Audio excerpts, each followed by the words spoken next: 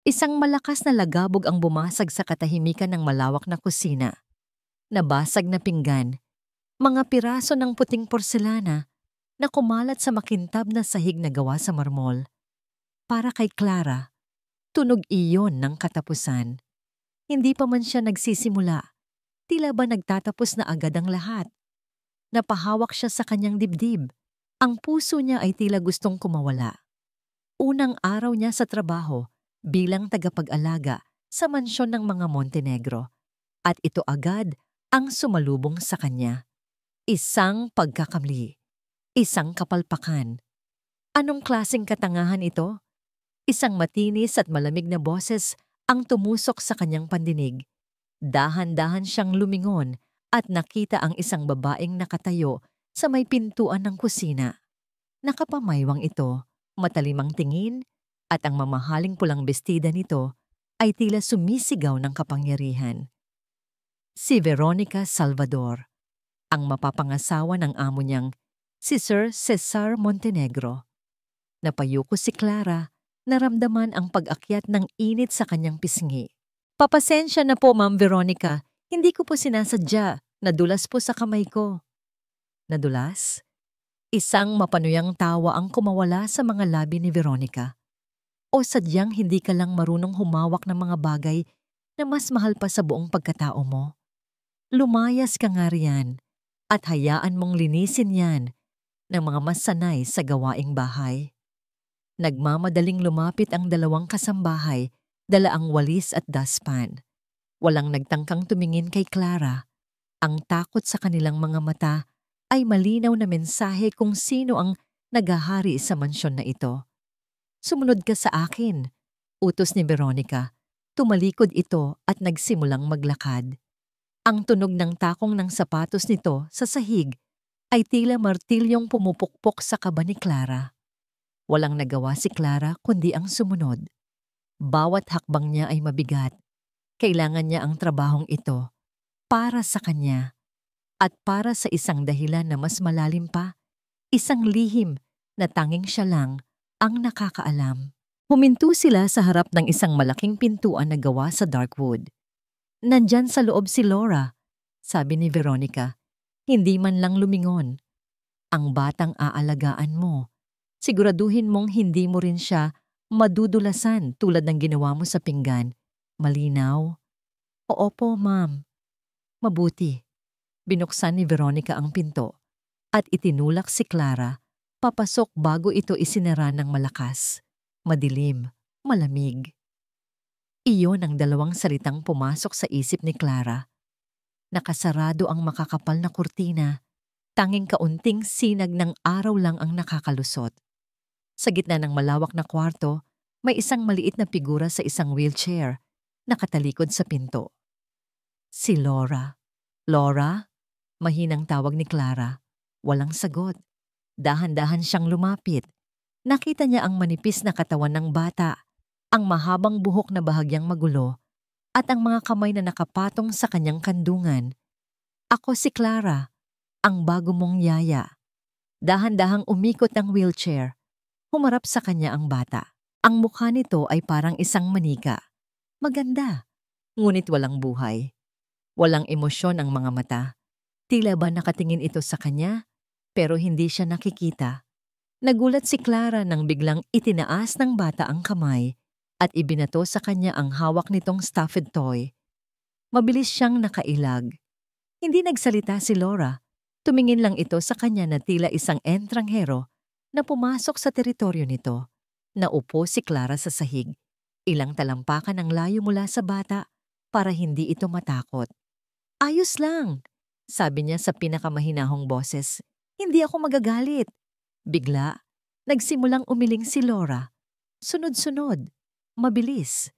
Ang mga mata nito ay nanlalaki at ang paghinga ay bumibilis. Isang tunog ang kumawala sa lalamunan nito. Hindi salita, kundi isang ungol ng takot. Nagsimula itong paghahampasin ang mga gulong ng wheelchair. Panic attack. Hindi alam ni Clara ang gagawin. Gusto niyang lumapit, pero baka lalong matakot ang bata. At mula sa isang sulok ng kanyang alaala, isang himig ang biglang lumitaw. Isang kantang matagal na niyang ibinaon sa limot. Isang kantang nag-uugnay sa kanya sa nakaraang pilit niyang tinatakasan. Walang pag-aalinlangan, sinimulan niyang awitin ito. Mahina, nanginginig. Tulog na, bunso kong mahal. Dito sa bisig ni nanay. Sa isang iglap, tumigil ang bata. Napako ang tingin ni Laura kay Clara. Ang pagwawala nito ay napalitan ng pagtataka.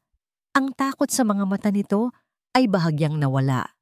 Napalitan ng isang kislap ng pagkilala. Ipinagpatuloy ni Clara ang pagkanta. Ito ang kantang palaging inaawit sa kanya ng kanyang ate. Ang kantang inaawit din ng ate niya para sa nag-iisa nitong anak. Ang anak na nasa harapan niya ngayon. Ang pamangkin niya. Naramdaman ni Clara ang unti-unting pag-init ng kanyang mga mata. Isang butil ng luha ang pumatak sa kanyang kamay, pero hindi niya ito pinansin. Ang mahalaga ay si Laura. Biglang bumukas ang pinto. Pumasok ang isang matangkad na lalaki, si Cesar Montenegro. Ang kanyang mga mata ay nagpapakita ng pagod at kalungkutan. Isang permanenteng anino na tila hindi na mawawala. Kasunod niya si Veronica. Anong nangyayari dito? Tanong ni Cesar. Ang boses ay walang sigla. Mukhang pinaiiyak ng bago mong yaya ang anak mo. Mahal. Sagot agad ni Veronica. Puno ng pag-aalala ang boses pero may ngiting tagumpay sa kanyang mga mata. Hindi nagsalita si Clara. Paano niya ipapaliwanag? Tumingin si Cesar kay Laura. Pagkatapos ay kay Clara. Walang init ang kanyang tingin. Malamig. Veronica, ikaw na ang bahala sa lahat. Siguraduhin mong alam niya ang mga dapat at hindi dapat gawin. May mahalaga akong meeting. At tulad ng isang multo, muli itong lumabas ng kwarto. Gabi. Nakahiga si Clara sa kanyang maliit na kama sa servants' quarters pero hindi siya makatulog. Ang mga salita ni Veronica kanina ay umuulit-ulit sa kanyang isipan. Huwag kang magkakamaling isipin na espesyal ka dahil lang tumahan sa'yo ang bata. Bulong nito sa kanya nang sila na lang ang naiwan. Tandaan mo, isa ka lang tagapag-alaga. Isang katulong. Tandaan mo kung saan ka lulugar. Napabuntong hininga si Clara at bumangon. Sumilip siya sa bintana na nakatanaw sa isang bahagi ng main house. Nakita niya ang bintana ng kwarto ni Laura. Madilim na. Sana ay mahimbing ang tulog ng bata. Hindi ako aalis, bulong niya sa sarili. Hindi kita hahayaang saktan siya. Habang nakatayo roon, isang anino ang dumaan sa hardin sa ibaba. Si Veronica. May kausap ito sa cellphone at kahit hindi niya marinig ng malinaw, ramdam niya ang pagmamadali sa boses nito. Itinapat ni Veronica ang telepono sa kanyang bibig at bumulong. Ngunit sa katahimikan ng gabi, ang mga salita ay tila dinala ng hangin papunta mismo sa kinaroroonan ni Clara. Oo, ang lahat ay ayon sa plano. Malapit nang mawala ang bata. Nanlamig ang buo niyang katawan. Ang mga salitang iyon ay hindi lang isang banta. Ito ay isang pangako. Kinabukasan, dala-dala pa rin ni Clara ang bigat ng mga salitang narinig niya mula kay Veronica. Malapit nang mawala ang bata, ang mga salitang iyon ay hindi lang isang banta. Isa iyong lason na unti-unting kumakalat sa kanyang sistema, nagbibigay sa kanya ng takot at determinasyon. Hindi na ito tungkol sa trabaho lamang. Tungkol na ito sa pagprotekta sa huling piraso ng kanyang pamilya. Pumasok siya sa kwarto ni Laura na may pekeng ngawong ngiti sa labi. Nadatnan niyang nakaupo ang bata sa wheelchair nito, nakatingin sa bintana, tila nawawala sa sariling mundo. Magandang umaga, Laura. Bati ni Clara. Gaya ng inaasahan, walang sagot. Nagpasya si Clara na kailangan niyang gawing isang ligtas na lugar ang kwartong ito. Isang lugar na malayo sa anino ni Veronica. Nagsimula siyang maglinis, inaayos ang mga gamit na nagkalat. Sa pag-aayos, isang bagay sa ibabaw ng aparador ang nakaagaw ng kanyang pansin. Isang kahon na gawa sa kahoy na tatakpan ng alikabok. Maingat niya itong kinuha at pinunasan. May mga ukit ito ng mga bulaklak at paru-paro. Isang music box. Nang buksan niya ito, isang pamilyar na himig ang tumugtog. Ang himig ng kantang inawit niya kahapon. Ang kanilang kanta. Napatingin siya kay Laura. Dahan-dahan, dahan-dahan, lumingon ang bata. Ang mga mata nito ay nakatuon sa kahon. Sa kauna-unahang pagkakataon, nakakita si Clara ng kislap sa mga matang yon. Isang kislap ng interes. Inilapag ni Clara ang music box sa isang maliit na mesa malapit kay Laura. Hindi niya ito pinilit. Hinayaan niya lang na tumugtog ang musika. Maya-maya, isang maliit na kamay ang umabot at humawak sa gilid ng kahon. Hindi nagsalita si Laura, pero ang simpleng paghawak na yon ay mas malakas pa sa kahit anong salita. Para kay Clara, iyon ay isang senyales, isang sinulid ng tiwala na nagsisimulang mabuo sa pagitan nilang dalawa. Ang koneksyong yon ay hindi nakaligtas sa mga mata ni Veronica. Nang oras ng tanghalian, masayang-masaya si Clara na makita si Laura na medyo may ganang kumain. Ngunit nang ilapag ng isang kasambahay ang pagkain, agad napansin ni Clara ang maliliit na hipon na nakahalo sa gulay. Sandali, pigil niya sa kasambahay. Hindi ba't may allergy si Laura sa hipon? Nagulat ang kasambahay. Po? Pero utos po ito ni Ma'am Veronica. Sabi niya, ito raw po ang paborito ni Laura. Sakto namang pumasok si Veronica sa dining room. May ngiti sa mga labi. Oh mo, Clara. Bakit hindi mo pa pinapakain si Laura? Lalamig ang pagkain niya. Ma'am, may hipon po ito. Matatag na sabi ni Clara. Bawal po ito sa kanya. Tinaasan siya ng kilay ni Veronica. Anong sinasabi mo? Kaunting hipon lang yan. Huwag kang exaggerated. Ako ang mas nakakakilala sa bata. Kain na, Laura. Pero si Laura ay napatingin sa pagkain at unti-unting umuurong palayo sa mesa. Ang takot ay mababasa sa kanyang mukha. Hinawakan niya ng mahigpit ang laylayan ng damit ni Clara. Ang eksenang yun ang naabutan ni Cesar pagpasok niya. Anong kaguluhan ito? Wala. Mahal. Malamig na sagot ni Veronica. Itong bago mong yaya, ayaw pakainin ng anak mo. Nag-iinarte lang. May allergy po siya, sir. Giit ni Clara. Ang boses ay nanginginig pero buo. Kahit po bahagya lang, masama pa rin po sa kanya. Nakita ni Cesar ang takot sa mukha ng kanyang anak at kung paano ito kumapit kay Clara na tila ito ang kanyang tagapagtanggol. Isang bagay sa loob niya ang natinag. Tumingin siya kay Veronica.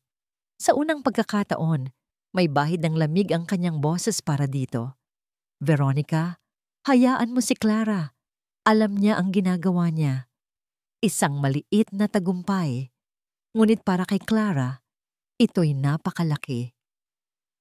Ngunit nakita niya ang nag-aapoy na galit sa mga mata ni Veronica bago itong ngumiti ng pilit at tumalikod. Kinagabihan, matapos niyang patulugin si Laura, gamit ang musika mula sa kahon, hindi mapakali si Clara. Kailangan niyang malaman ang totoo. Binuksan niya ang luma niyang laptop at nagsimulang mag-research. Hinanap niya ang mga balita tungkol sa sunog sa mansyon ng mga Montenegro.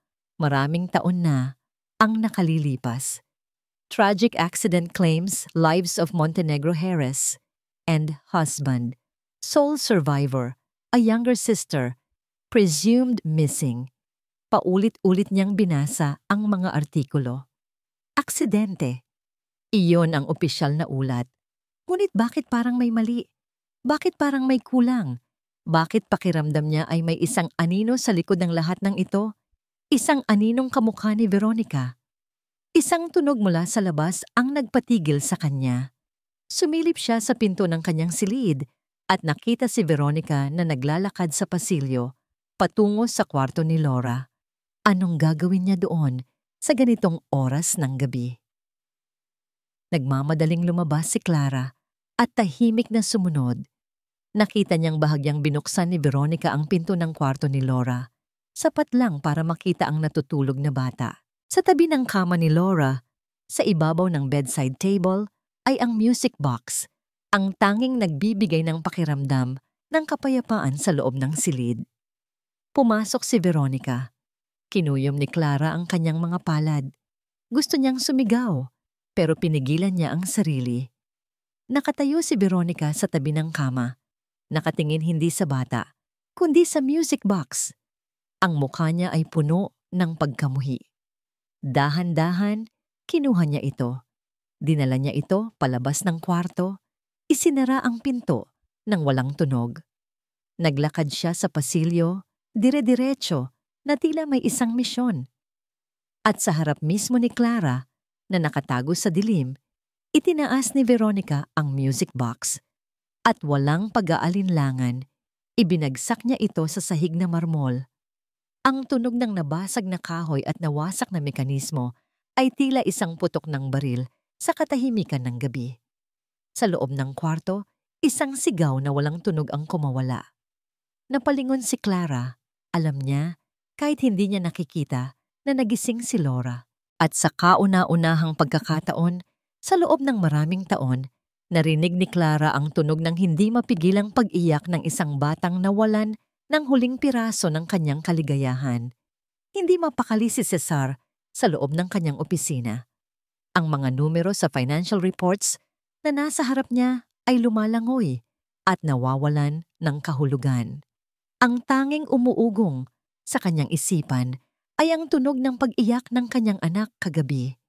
Isang tunog na matagal na niyang hindi naririnig. At sa hindi niya malamang dahilan, mas masakit itong pakinggan kaysa sa nakasanayan niyang katahimikan ni Laura. Sinabi ni Veronica na aksidente lang ang lahat. Nahulog daw nito ang music box dahil madilim sa pasilyo. Isang paliwanag na dapat sana'y madali niyang tanggapin. Pero bakit may isang bahagi sa kanya na hindi naniniwala? Ipinilig niya ang kanyang ulo at sinubukang mag-focus muli. Ngunit wala. Bumuntong hininga siya at tumayo. Lumabas siya ng opisina. Balak sanang kumuha ng kape nang isang eksena sa sala ang nagpatigil sa kanya. Sa sahig, nakaupo si Clara. Sa harap niya ay ang mga piraso ng wasak na music box. Maingat at may hindi maipaliwanag na pasensya, isa-isa niyang pinagdudugtong ang mga ito gamit ang pandikit. Sa tabi niya, nakaupo sa kanyang wheelchair, si Laura.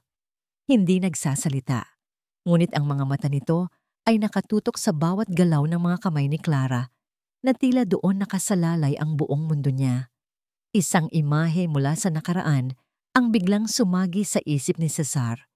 Ang kanyang asawang si Amelia, nakaupo sa hardin, matiyagang tinatahi ang napunit na damit ng paboritong manika ni Laura. Ang parehong nangiti, ang parehong lambing sa mga kamay. Napapikit si Cesar. Ang sakit ng pangungulila ay muling kumirot. Mula nang mawala si Amelia, ang buong bahay ay nawalan ng buhay. At siya sa sobrang pagkalunod sa sariling pighati ay hinayaan na lamang na ang katahimikan ang maghari. Pumasok si Veronica sa buhay niya na parang isang pangako ng kaayusan, isang paraan upang maibalik ang normalidad. Pero habang pinagmamasdan niya si Clara at ang kanyang anak, sa unang pagkakataon, nagduda siya. Ang kaayusan bang dala ni Veronica ay kapayapaan? O isa lamang malamig na kontrol? Kinagabihan, sa hapagkainan, ang tensyon ay halos hinihiwa ng kutsilyo. Mahal, malambing na sabi ni Veronica, pinuputol ang katahimikan. May mahalaga akong sasabihin sa'yo tungkol kay Laura. Itinigil ni Cesar ang pagkain.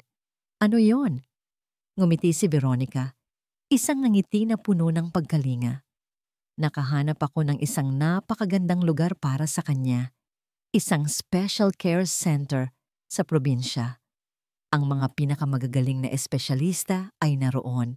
Matutulungan nila siyang gumaling. Inilapag ni Veronica ang isang mamahaling folder sa mesa. Puno ito ng mga makukulay na larawan ng isang lugar na mukhang resort at mga pekeng testimonya ng mga magulang na natulungan daw nito. Naramdaman ni Cesar ang paglamig ng kanyang dugo. Isang institusyon. Gusto niyang ilayo ang kanyang anak. Bago pa man siya makapagsalita, Tumayo si Clara mula sa kanyang kinatatayuan sa gilid ng silid. "Sir, pasensya na po sa panghihimasok." Lahat sila ay napatingin sa kanya. Ang boses niya ay nanginginig, ngunit ang kanyang mga mata ay determinado. "Sir, si Laura po ay nagpapakita na ng pagbabago. Kahapon po, hinawakan niya ang music box. Ngayon po, maghapon niya akong pinanood habang inaayos ko ito. Maliliit na bagay po, pero malaki ang ibig sabihin." "Clara, sapat na," malamig na sabi ni Veronica. "Yaya ka lang. Huwag mong pangunahan ang mga doktor." "Hindi po ako doktor," sagot ni Clara. Ang tingin ay nakatuon kay Cesar. "Pero kasama ko po siya buong araw. Nakikita ko po. May pag-asa po, sir. Huwag niyo po siyang ilalayo." Ang pagsusumamo sa boses ni Clara ay totoo. Ang desperation. Si Veronica ay tumawa ng mahina. "Mahal, huwag kang magpapadala sa drama ng isang katulong. Ginagawa natin ito para sa kapakanan ni Laura." Itinulak ni Veronica ang folder palapit kay Cesar. Ang kanyang mga kamay ay nanginginig. Ang utak niya ay sumisigaw na tama si Veronica, na ito ang lohikal na gawin. Ngunit ang puso niya ay nakatingin sa kanyang anak. Si Laura, na kanina patahimik, ay nagsimulang umiling. Ang takot ay muling gumuhit sa kanyang mukha. Hinawakan niya ang braso ng kanyang wheelchair. Ang mga daliri ay namumuti sa higpit ng hawak. Tumingin siya kay Clara. Ang kanyang mga labi ay bahagyang bumuka. Isang tunog ang pilit na kumawala. "Mama!" Isang bulong. Mahina. Halos hangin lang. Ngunit para kay Cesar, iyon ang pinakamalakas na salitang narinig niya sa loob ng 2 taon. At hindi ito para sa alaala ng kanyang asawa. Ang mga mata ni Laura ay nakatingin ng diretso kay Clara. Tumayo si Cesar. Ang kanyang desisyon ay buo na. Kinuha niya ang folder at isinara ito ng may kalakasan. Tumingin siya kay Veronica at sa unang pagkakataon, nawala ang lahat ng pag-aalinlangan sa kanyang boses. Mananatili dito si Laura. Ang gulat sa mukha ni Veronica ay hindi maikakaila. Natapos na ang usapang ito, Veronica. Hindi na tumingin si Cesar sa mapapangasawa. Ang kanyang mga mata ay na kay Clara, na ngayon ay umiiyak ng tahimik. Nakita niya ang tingin ni Veronica na ipinukol dito. Isang tingin na puno ng galit. Isang tingin na nangangako ng isang digmaang ngayon pa lang nagsisimula. Ang desisyon ni Cesar ay parang isang kalasag para kay Clara. Pansamantala, naramdaman niyang ligtas si Laura. Ngunit alam niya, sa bawat tingin na ipinupukol sa kanya ni Veronica, na ang kapayapaang ito ay hindi magtatagal. Kailangan niyang kumilos ng mabilis. Ang salitang mama na binigkas ni Laura ay nagbigay sa kanya ng lakas. Hindi na siya nag-iisa sa labang ito. Mayroon na siyang isang maliit na kakampi na, kahit sa katahimikan, ay nagsasabing, "Lumaban ka." Humingi siya ng isang araw na pahinga kay Cesar, na agad namang pumayag. Sinabi niyang bibisitahin niya ang isang kamag-anak sa probinsya. Isang kasinungalingan, ngunit isang kailangang kasinungalingan. Ang totoo, may isa siyang taong kailangang puntahan. Isang taong naging anino ng kanilang pamilya sa loob ng 30 taon. Si Mang Mateo, ang dating katiwala, ang pinagkakatiwalaang kasambahay ng kanyang mga magulang. Matapos ang halos 2 oras na biyahe sa bus, narating ni Clara ang isang maliit at simpleng bahay sa isang tahimik na bayan sa Laguna. Naabutan niya si Mang Mateo na nagdidilig ng kanyang mga halaman. Ang dating matikas na tindig nito ay medyo hukot na at ang buhok ay kulay abo na. Ngunit ang mga mata nito ay nanatiling matalas. Nang makita siya nito, halos mabitawan nito ang hawak na pandilig. "Helena, ikaw na ba yan, Ija?" Nanginginig ang boses ng matanda. Hindi na napigilan ni Clara ang mga luha. Tumango siya at niyakap ang matandang lalaki na para niyang naging pangalawang ama. Ako nga po, Mang Mateo. Ako po si Helena. Sa loob ng maliit na sala, habang humihigop ng mainit na tsaa, ikinuwento ni Clara ang lahat. Ang kanyang pagbabalik bilang si Clara, ang kalagayan ni Laura, at ang kanyang mga hinala kay Veronica. Nakikinig si Mang Mateo. Ang mukha ay puno ng pag-aalala. Matagal ko nang hindi gusto ang babaeng yan, sabi ng matanda. Masyadong perpekto, masyadong kalkulado ang bawat galaw. Mula nang dumating siya sa buhay ni Sir Cesar, unti-unting nawala ang mga taong malapit sa yumaong Ma'am Amelia mo. Tumayo si Mang Mateo at may kinuha sa isang lumang baul sa sulok. Inilapag nito sa mesa ang isang maliit, kahoy na kahon. Ito na lang ang mga naisalba ko mula sa sunog. Mga bagay na itinago ng ate mo. Ayaw kong itapon. Nanginginig ang mga kamay ni Clara nang buksan niya ang kahon. Sa loob, naroon ang ilang mga lumang gamit. Isang panyong may borda ng pangalan ng kanyang ate, isang pares ng hikaw, at isang maliit na leather-bound na diary. Ang diary ng ate niya. Binuklat niya ito hanggang sa mga huling pahina. Ang sulat kamay ng kapatid niya ay tila nagmamadali. Puno ng pagkabalisa. November 12. May bago kaming business partner. Masyadong malapit si Veronica sa kanya.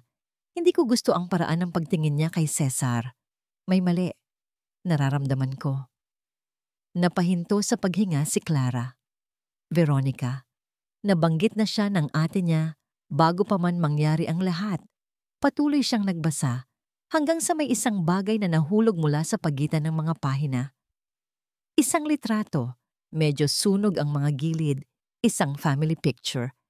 Ang kanyang mga magulang, ang kanyang ate at bayaw, at siya. Masaya silang lahat, nakangiti sa kamera.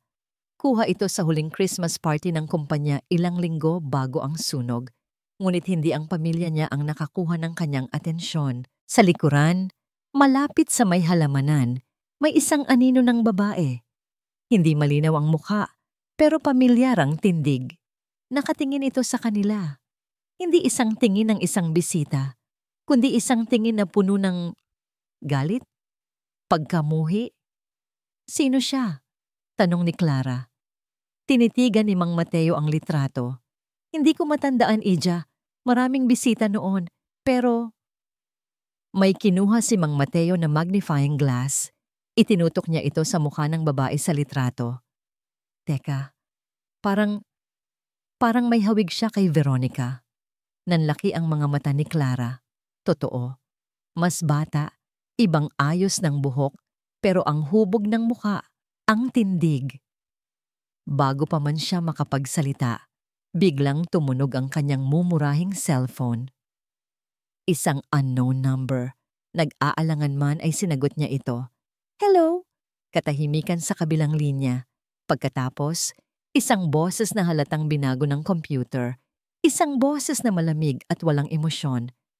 Kung mas malalim ang paghuhukay mo, mas malalim din ang magiging libingan mo. Click!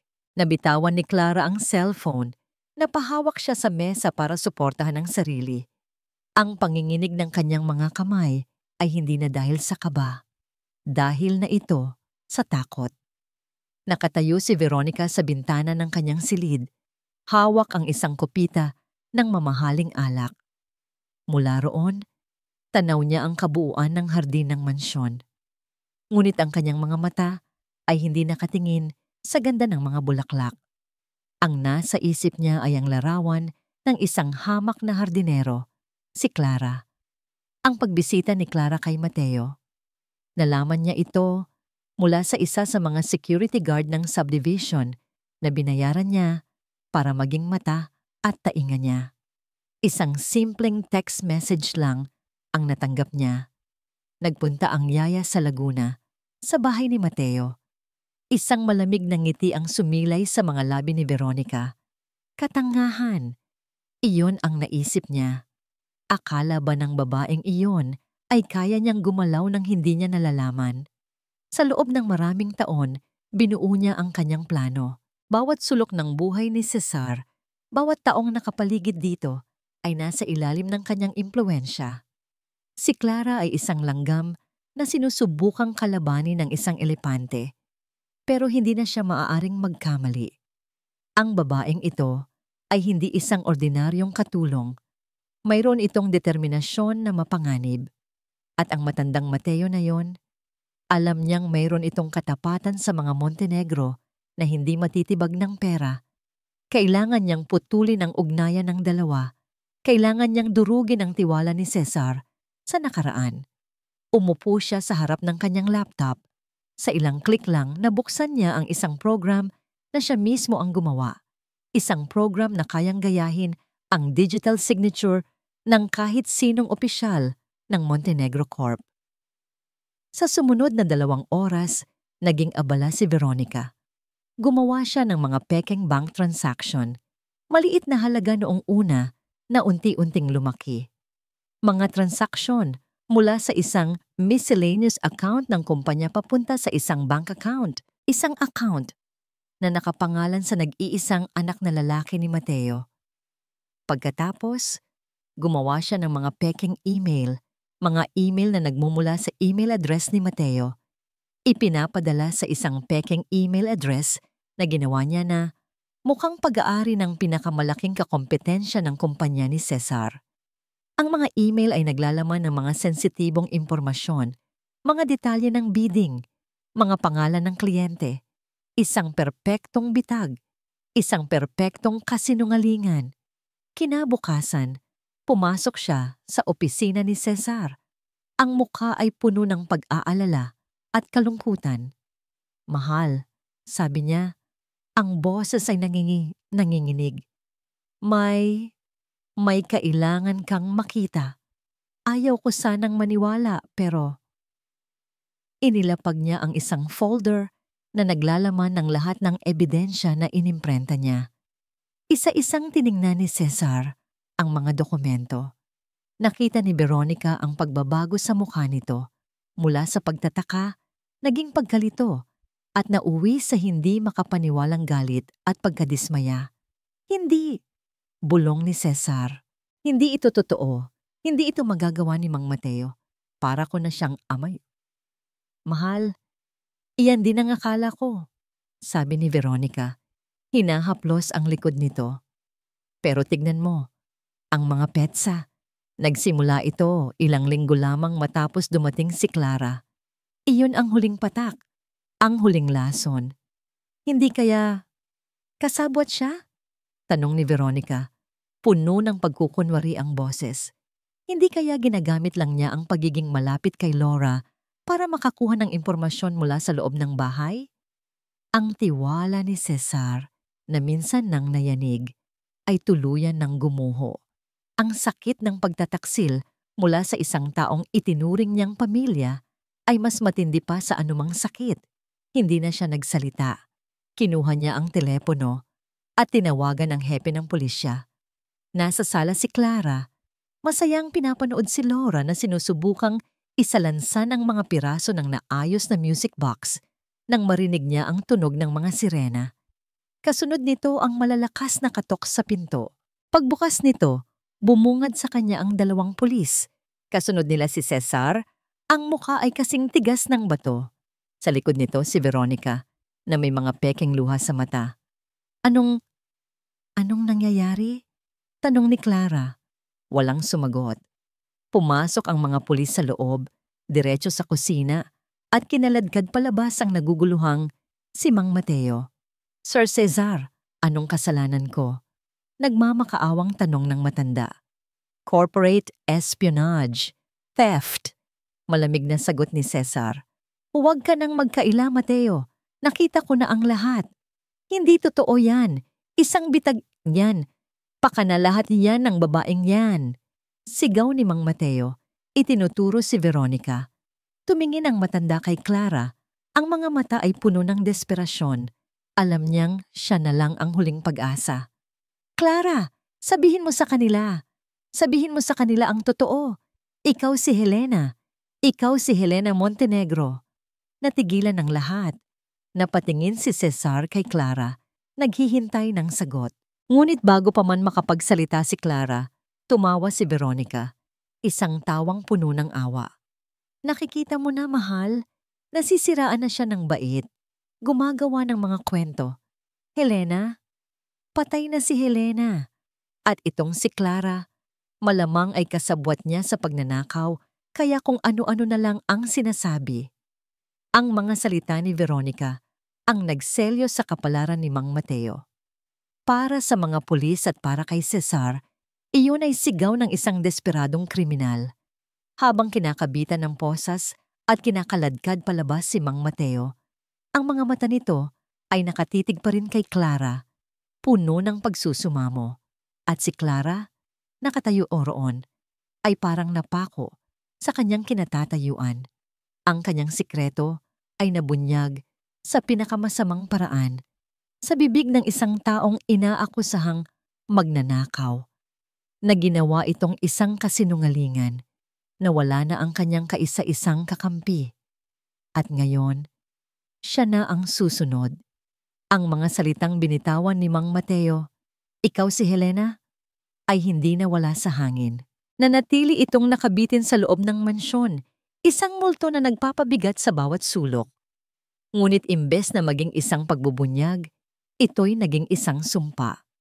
Para kay Cesar, iyon ang huling patunay na si Mang Mateo ay nawawala na sa sarili. At si Clara ay isang masamang impluensya. Isang pader na yelo ang biglang itinayo ni Cesar sa pagitan nilang dalawa. Ang kaunting init at pag-asa na naramdaman ni Clara nung mga nakaraang araw ay biglang naglaho, napalitan ng isang nanunuot na lamig. "Hindi ko alam kung ano ang laro mo," sabi sa kanya ni Cesar kinabukasan, sa unang pagkakataon na kinausap siya nito matapos ang insidente. Ang boses nito ay walang emosyon. "Pero habang hindi pa nalilinaw ang lahat, mananatili ka rito para kay Laura. Pero huwag kang magkakamaling isipin na may tiwala pa ako sa'yo." Ang bawat salita ay parang isang sampal. Ginamit ni Veronica ang sitwasyon para higpitan ang kanyang kontrol.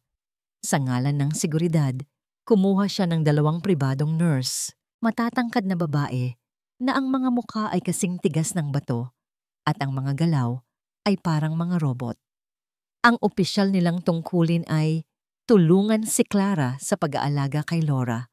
Pero alam ni Clara ang totoo nilang trabaho. Ang bantayan siya. Hindi na siya hinahayaang mapag-isa kasama si Laura. Palaging may isang anino na nakasunod, nakamasid sa bawat galaw, nakikinig sa bawat salita.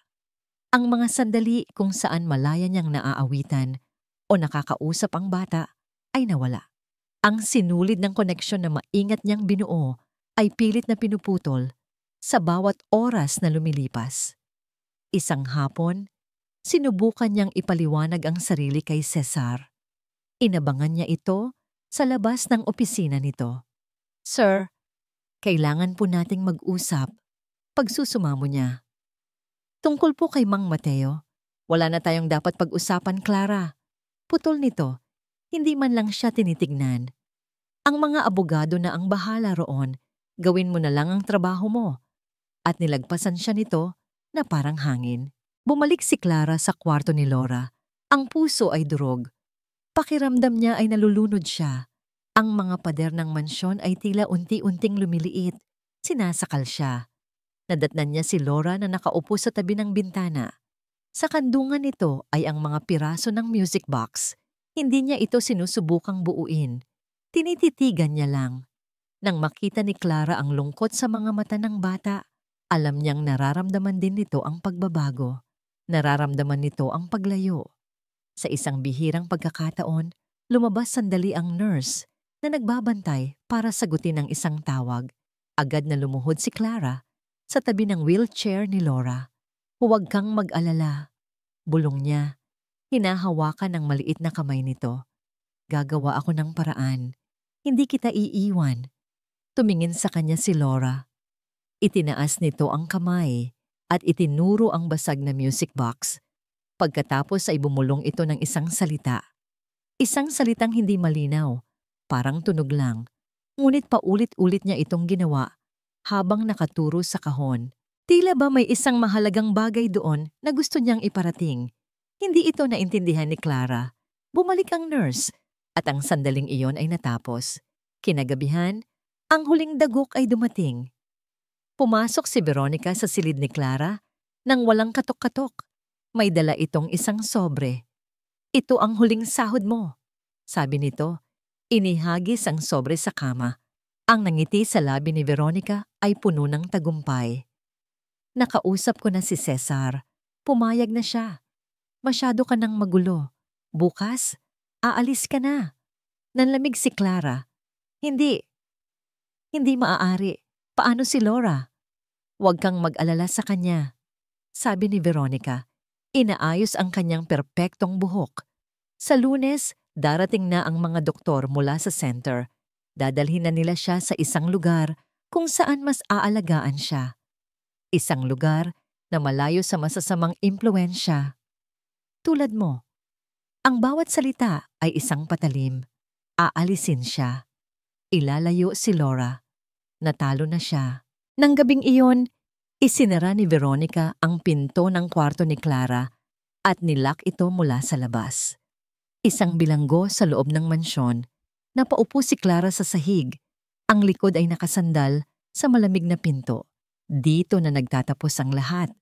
Ang kanyang plano, ang kanyang mga pangarap, na mabawi ang kanyang pamilya. Lahat ay gumuho. Wala na siyang kakampi. Wala na siyang magagawa. Wala nang naniniwala sa kanya. Umiyak siya. Hindi isang tahimik na pag-iyak, kundi isang hagulgol ng kabiguan. Sa gitna ng kanyang pagtangis, ang kanyang mga mata ay napadpad sa isang bagay sa ibabaw ng kanyang mesa. Ang basag na music box. Dinala niya ito kanina mula sa kwarto ni Laura. Ang huling bagay na itinuro ni Laura.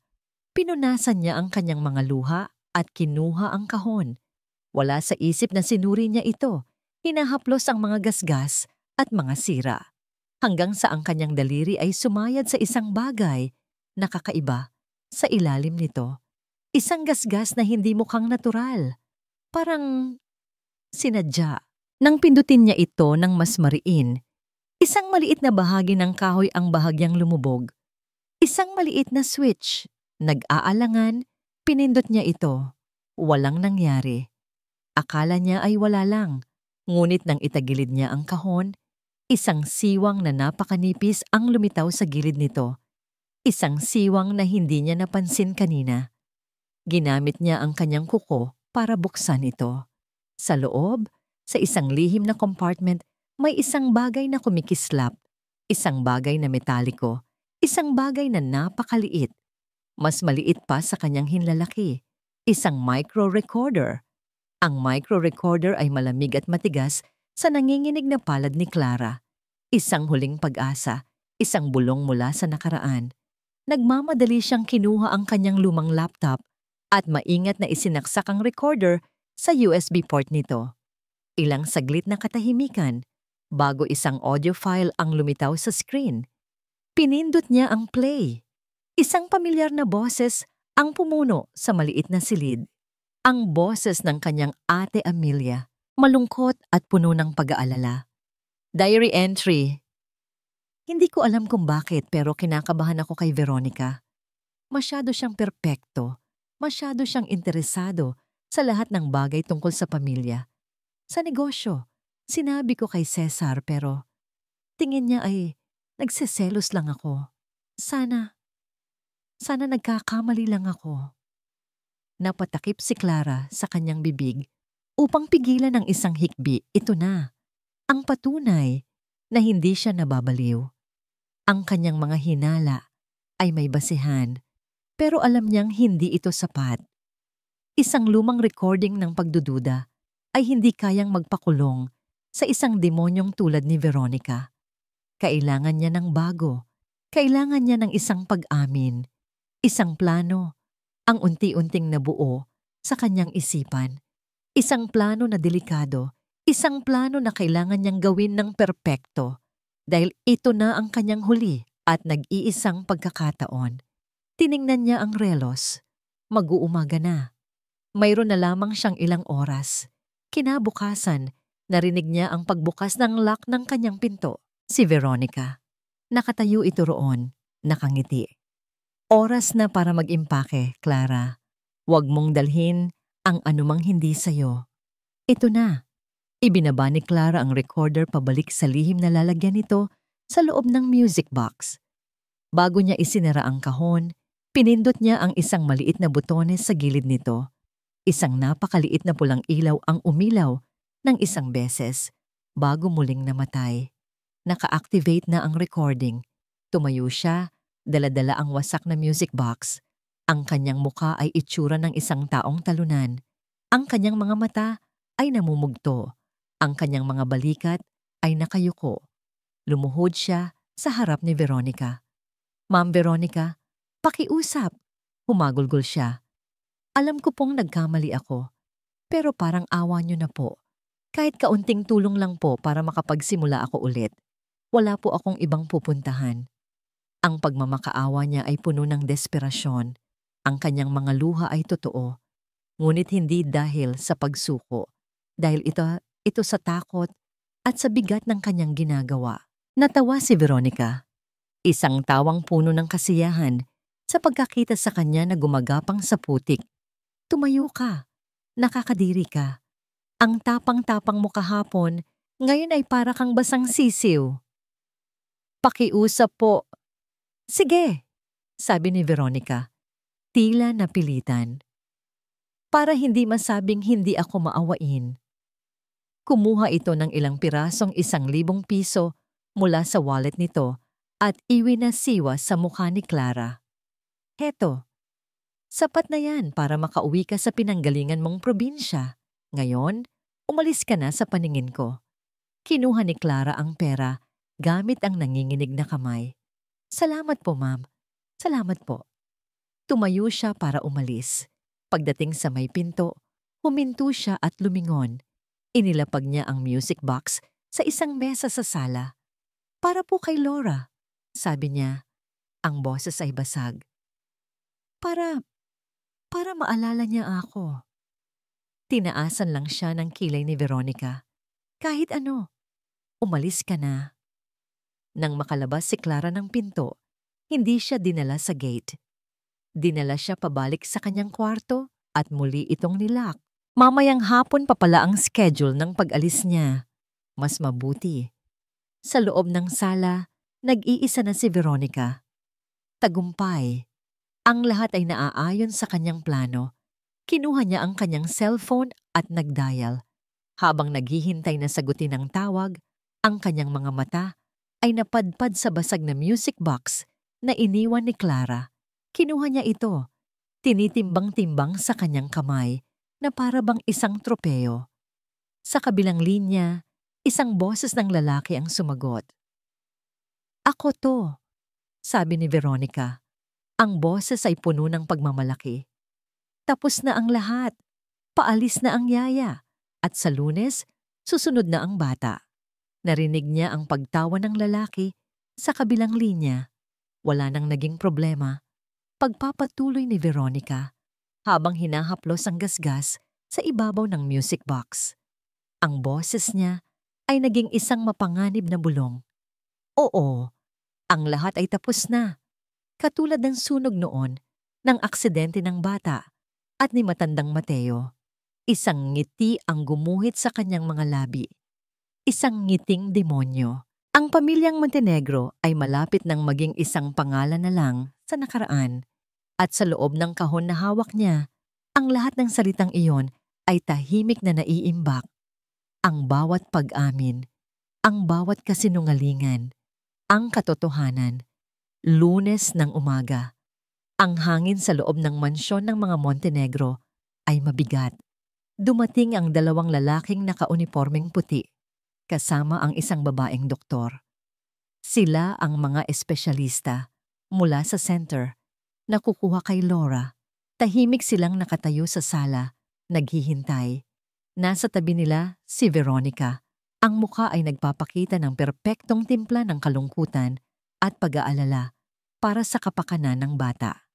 Si Cesar ay nakatayo sa may bintana, nakatalikod sa lahat, Ang tindig ay matigas, ngunit ang mga mata ay puno ng pag-aalinlangan. Ilang minuto ang nakalipas, bumaba si Clara. Itinutulak ang wheelchair ni Laura. Ito na ang kanyang huling sandali. Ang kanyang huling pagkakataon. Si Laura ay nakayuko. Mahigpit na hawak ang mga braso ng kanyang upuan. Si Clara naman, ang mukha ay walang emosyon. Tila isang taong tinanggap na ang kanyang pagkatalo. Clara, sabi ni Veronica, ang boses ay malambing na may halong awtoridad. Pwede ka nang magpaalam. Tumango si Clara. Lumuhod siya sa harap ni Laura. Paalam, Laura. Bulong niya. Ngunit imbes na yakapin ng bata, ang kanyang mga mata ay tumingin ng diretso kay Cesar. Sir, sabi niya, ang boses ay mahina, ngunit malinaw. Bago po ako umalis, at bago po nila kunin si Laura, may isa lang po akong hiling. Lumingon si Cesar. Ano yon? Maaari po bang, sa huling pagkakataon, patugtugin natin ang paboritong kanta ni Laura? Hindi na niya hinintay ang sagot. Kinuha niya ang basag na music box mula sa isang mesang naroroon, ang kahon na iniwan niya noong isang araw. Tinaasan siya ng kilay ni Veronica. Clara, huwag mo nang patagalin pa. Sira na yan. Alam ko po, sagot ni Clara. Ang mga mata ay hindi inaalis kay Cesar, pero ang mahalaga po ay ang alaala. Naglakad siya papalapit kay Cesar. Ang bawat hakbang ay tila napakabagal. Ang tibok ng kanyang puso ay dumadagundong sa kanyang dibdib. Inabot niya ang music box sa lalaki. Nag-aalangan man ay kinuha ito ni Cesar. May isang maliit na switch po sa ilalim, mahinang sabi ni Clara. Pakipindot po. Isang tingin ng pagtataka ang gumuhit sa mukha ni Cesar. Ngunit may isang bagay sa mga mata ni Clara. Isang pagsusumamo, isang pangako, na nag-udyok sa kanya na sundin ito. Pinindot niya ang switch. Isang sandali ng katahimikan, at pagkatapos, imbes na himig ng musika, isang boses ang pumuno sa buong silid. Ang boses ni Veronica. Ako to. Tapos na ang lahat. Paalis na ang yaya. At sa Lunes, susunod na ang bata. Nanlaki ang mga mata ni Veronica. Ang kulay sa kanyang mukha ay unti-unting nawala. Ang recording ay nagpatuloy. Wala nang naging problema. Oo, ang lahat ay tapos na. Katulad ng sunog noon, ng aksidente ng bata, at ni matandang Mateo. Ang pamilyang Montenegro ay malapit nang maging isang pangalan na lang sa nakaraan. Isang nakabibinging katahimikan ang bumalot sa sala. Ang mga doktor ay natigilan. Si Cesar ay napako sa kanyang kinatatayuan. Ang mukha ay hindi maipinta. Hawak ang kahon na para bang ito'y isang bombang sumabog sa kanyang mga kamay. Hindi, bulong ni Veronica. Hindi totoo yan. Gawa-gawa lang yan. Isa yang bitag. Nawala ang kanyang pagkakalma. Isang mabangis na hayop ang biglang lumabas mula sa kanyang perpektong maskara. Sumugod siya papunta kay Cesar. Sinusubukang agawin ang music box. Ngunit hinarangan siya ni Cesar. Sa unang pagkakataon, tiningnan niya si Veronica nang may purong pagkasuklam.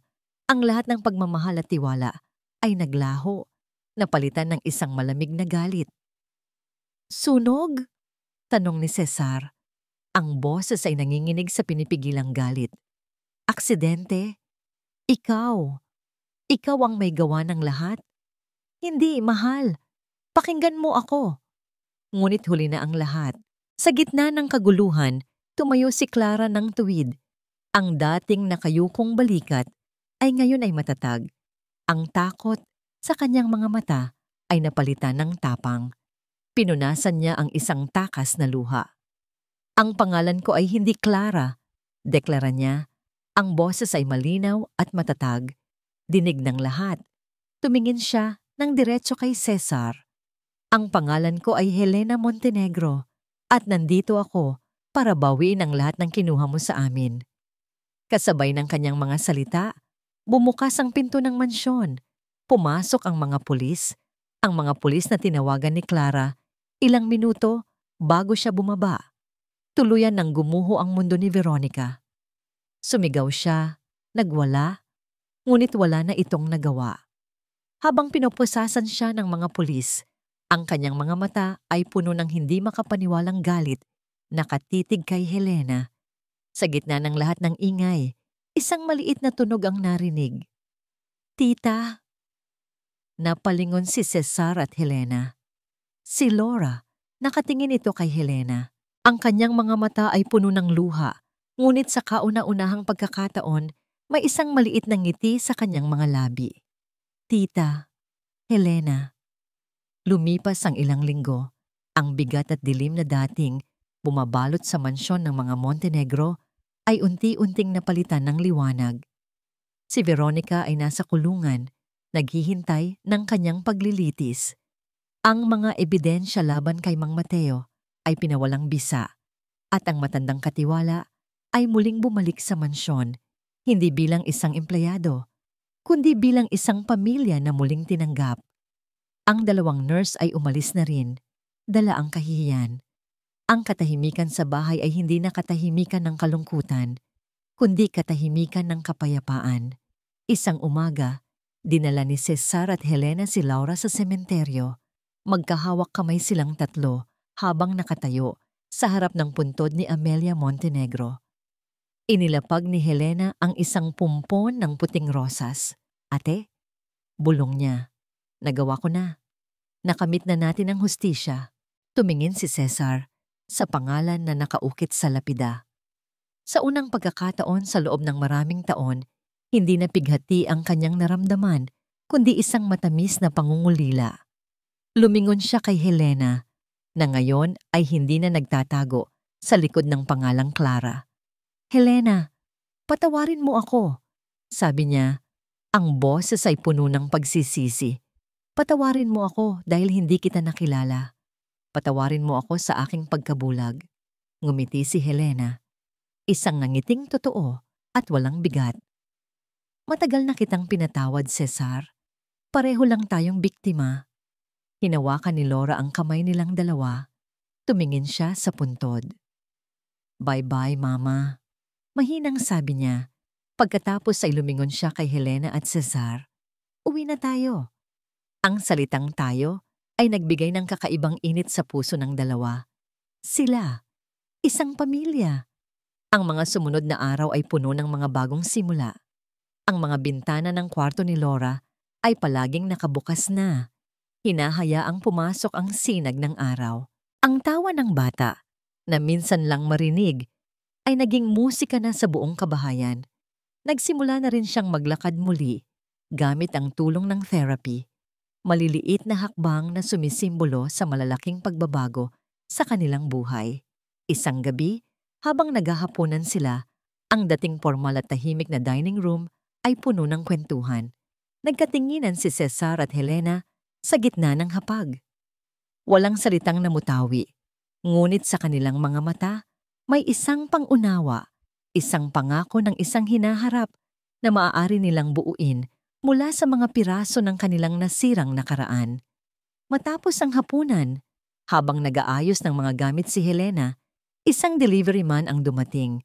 May dala itong isang simpleng puting sobre. "Para kanino po ito?" tanong niya.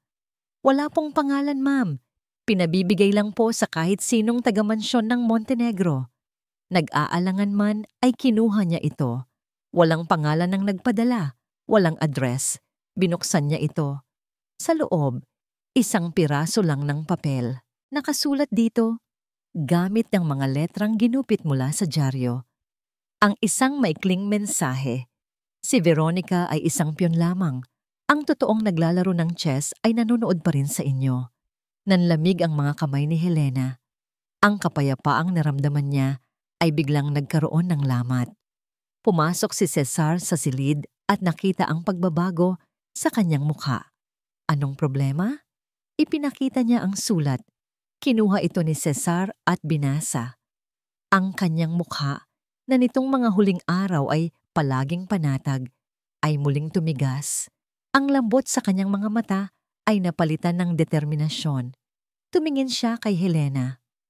Sa sandaling iyon, Hindi sila ang bayaw at hipag na pinaghiwalay ng trahedya.